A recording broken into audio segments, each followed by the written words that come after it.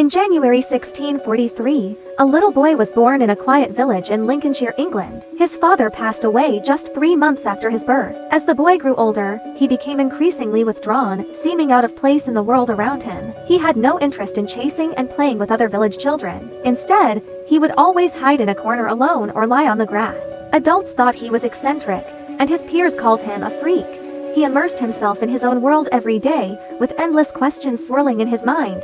Why can watermills irrigate farmland? Why do windmills rotate on their own? How can birds fly in the sky? These questions, which others deemed useless, filled his small head. His textbooks were covered with strange diagrams, and he was always absent-minded in class. His mother had no high expectations for him, only hoping he would inherit the family's farm work and be a good farmer. But he cared nothing about that. He seemed to live in another dimension. This life of constant questioning filled his entire childhood until he was sent to study in town. There, books opened a new world for him. He found answers to the questions he had as a child in those books, reading frantically to eliminate the question marks in his mind one by one. His world is like a long dry desert, finally waiting for spring rain to come. The small attic room became his kingdom, and the oil lamp often burned all night. However, the more knowledge he acquired, the more questions popped into his head, and the bigger his doubts grew. The wisdom in books seemed unable to perfectly explain the world he observed in some ways. A strong sense of dissatisfaction drove him to explore deeper. He began to question and test his ideas through hands-on experiments. He aimed a glass prism at sunlight,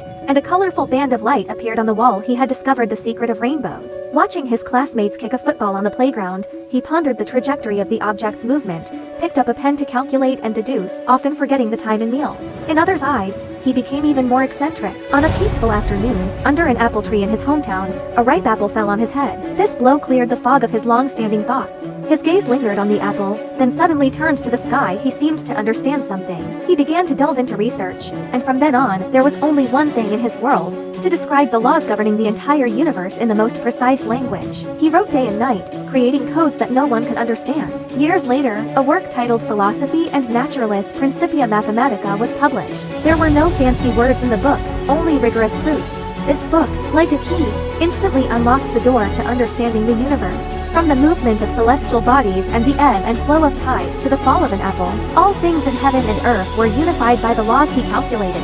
The world of science was reshaped, and the boundaries of human cognition were expanded to a broader scope. That boy, once mocked as a freak, built one of the most magnificent temples in the history of human science with unparalleled focus and wisdom.